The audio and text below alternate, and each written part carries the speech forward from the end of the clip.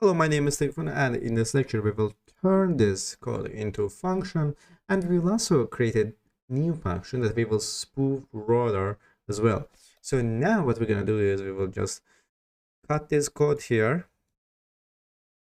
and we will turn it into a function like that. Let's actually see here. So now what we're going to do is we'll define a function. So as you remember, this code is for spoofing the target here, and after that we're just gonna copy this here. So now we have a spoof target method function, and now we will also add spoof router. And we will create a similar function to this as well, but here we will actually change some values, right? And def.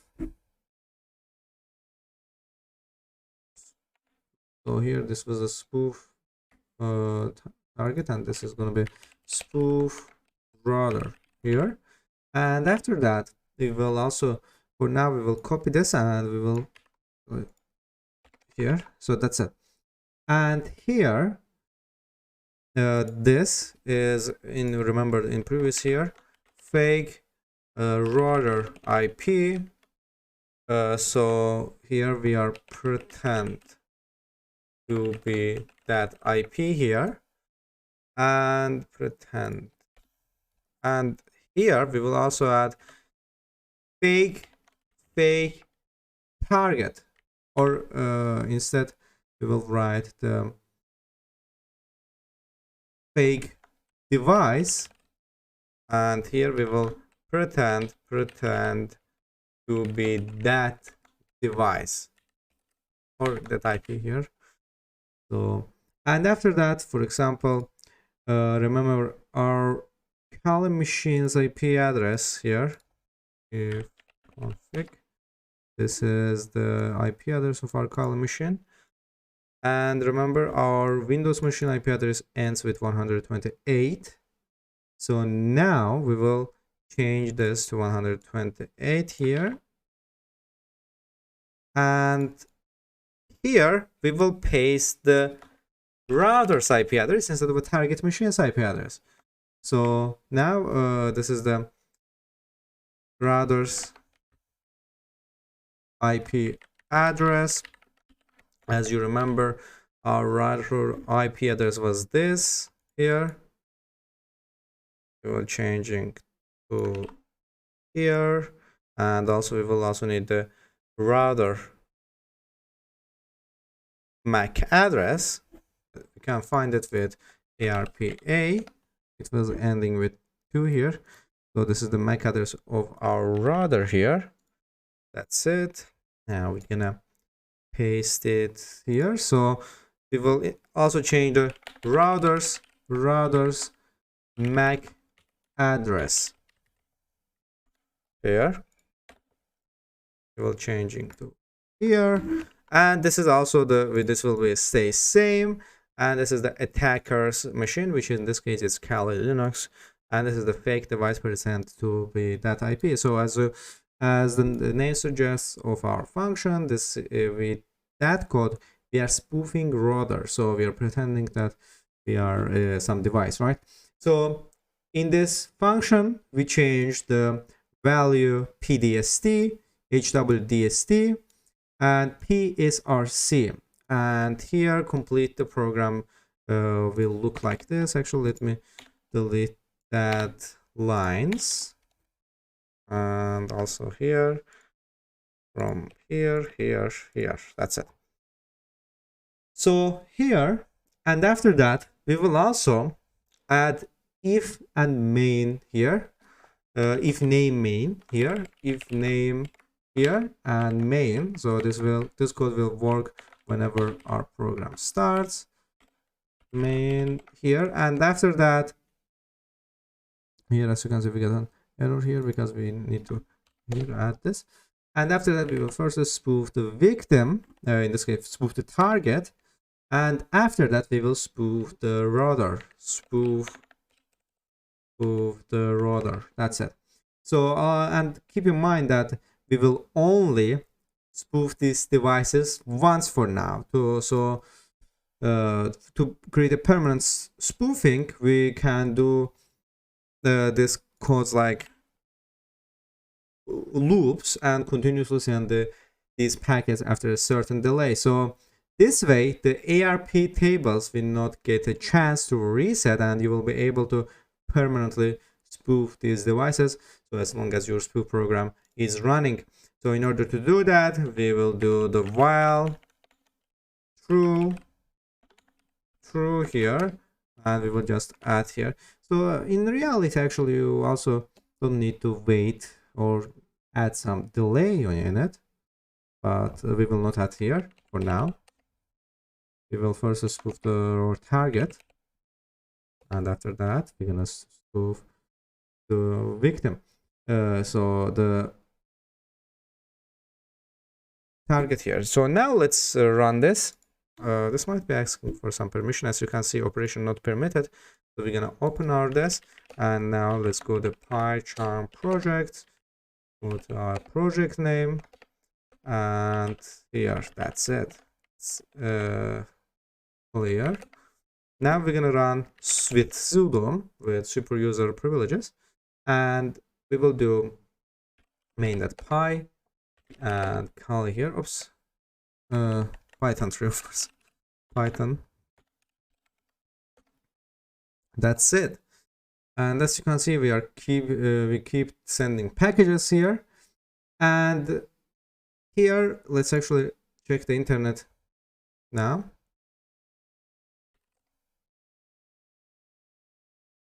So we will close the internet because you will need to here. And as you can see, when our internet is not working here, right? Let's actually go to myip.com. So our internet will not work for now. So we will now interrupt this, and our internet immediately will come back here.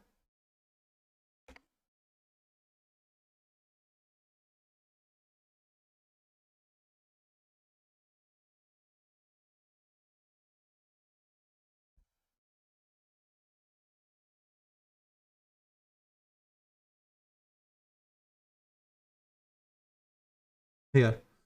And as you can see, our internet has come back, and let's run it again.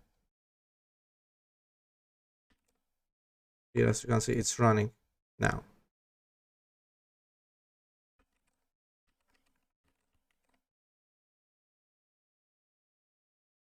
So that's it. So here, now we will also try to spoof these devices once, but we can also try to put an exit condition in our loop. So now what we're gonna do is we will use try and catch.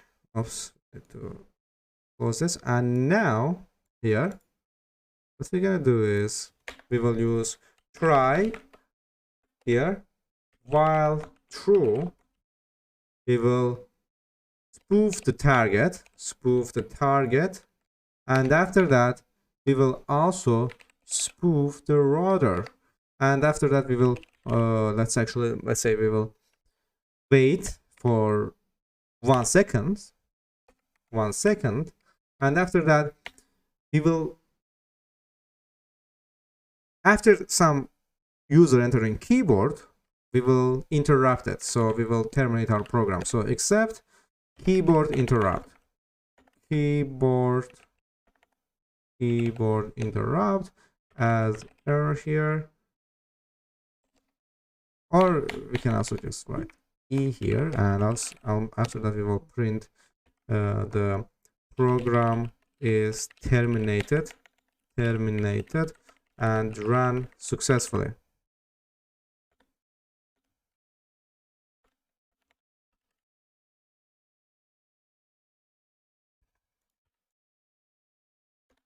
That's it. And after that we can also run our program again. Let's cdt pycharm ls cdf typhoon, and here we have the main.python file. We will use the sudo again, python 3 main.py, enter the password. That's it. And as you can see here, we are waiting 1 second to spoof the router and spoof the target IP address. In this case, the target IP address, actually let me go over here. In this case, the target IP address is our Windows 10 machine, which it's online now. I will show you right now here. And as you can see here, now we will use the ARPA, and we will see some weirdness here. Now what we're gonna see is ARPD here, so delete this.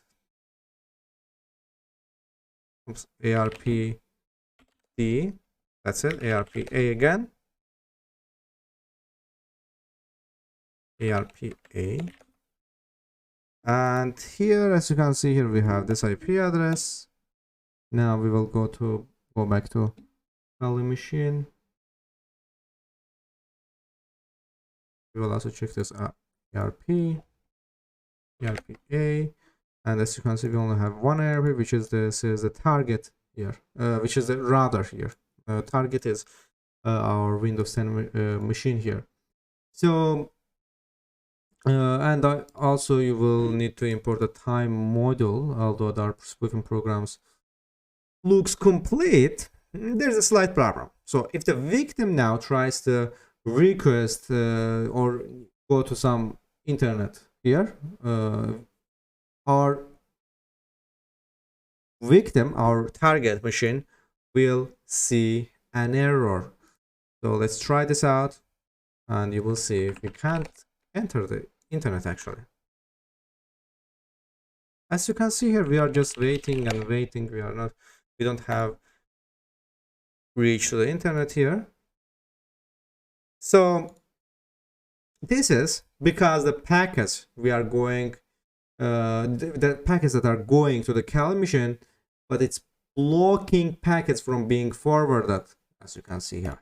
So to enable packet forwarding, you should run the sysctl command on your attacker machine. So now we will open the terminal and we will do sysctl here, w net ipv4 IP forward 1.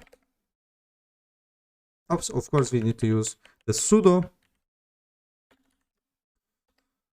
here, and as you can see, we change it to 1, and now, and as you can see here, we have reached the internet.